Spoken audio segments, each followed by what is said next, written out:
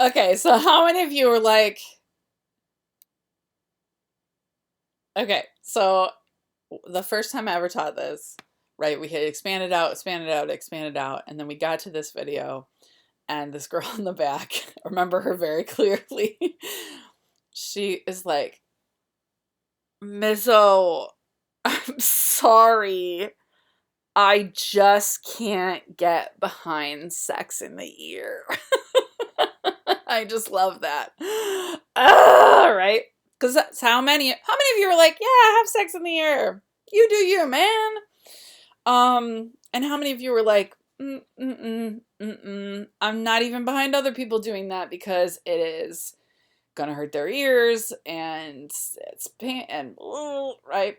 So then I asked her, I said, okay, that's cool. That's cool.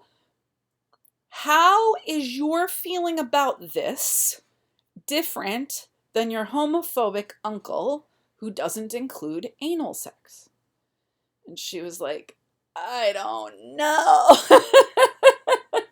So this is what I love, right? Is like when we push so far past the boundary that makes us uncomfortable, or that we go, that can't count as sex for some very logistical reason. It's harmful. It doesn't, whatever, right?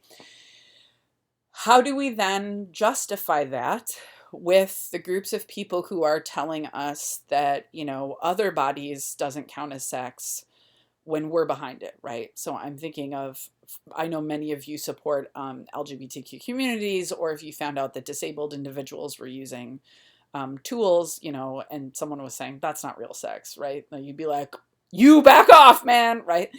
So now we would then have a nice discussion, and this is the sort of final, one of the discussion questions just kind of says like final thoughts, processes you went through as you watched the videos, etc., right? Um, Thinking about like in what counts as sex, who's defining it, how are they defining it, how is communication being used to define it.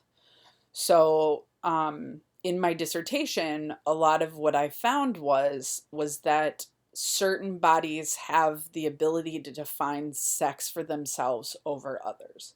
And where this often shows up is in terms of sexual violence. So very, very, very often you'll have a body, it is often femme-bodied, not always, saying, this act happened to me, and this person who I did it with is calling it sex, and it was not sex to me. It was sexual violence. It was sexual assault. I was assaulted, right?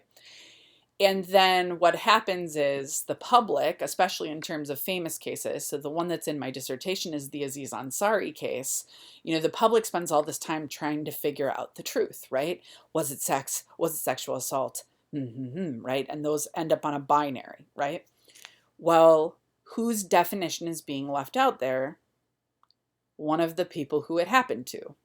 So thinking about like who has the ability to define that, and why they may or may not be defining it that way. One thing I love about the Family Guy stuff in terms of sex in the ear, right, is that it's being used as an allegory for anal sex.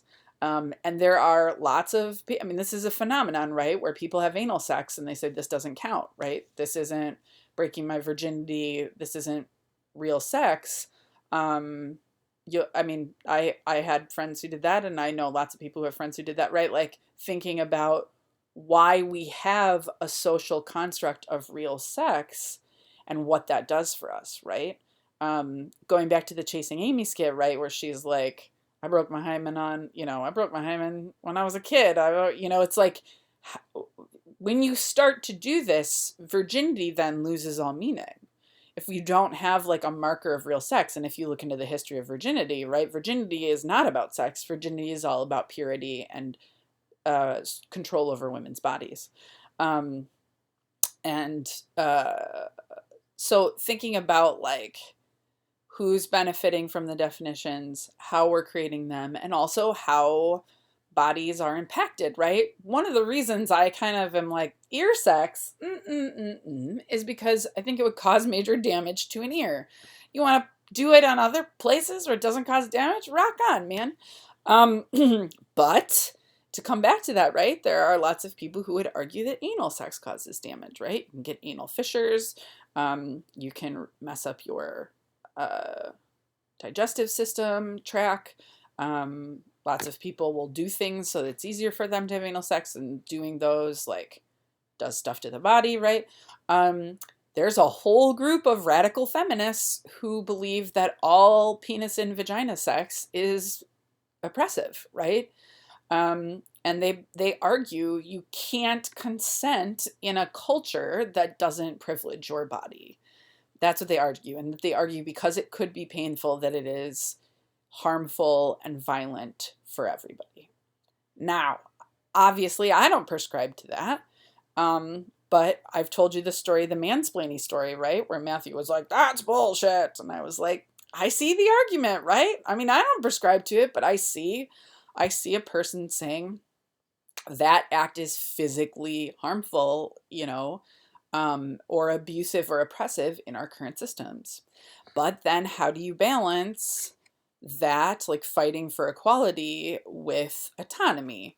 So using something not sex related, I think of high heels, right? Like, yeah, high heels are proven they do nothing good for the body. Zero things good for the body. They're horrible, right?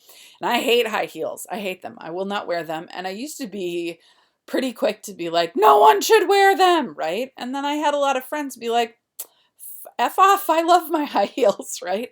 And who am I to tell them not to wear high heels, right? If that's how they want to perform, or that's what makes them, right? Am I then going to go around and saying drag queens can't wear high heels, women can't wear high heels, we can't do any, makeup has chemicals in it, we can't do anything to, so this is a rolling, sort of moving conversation.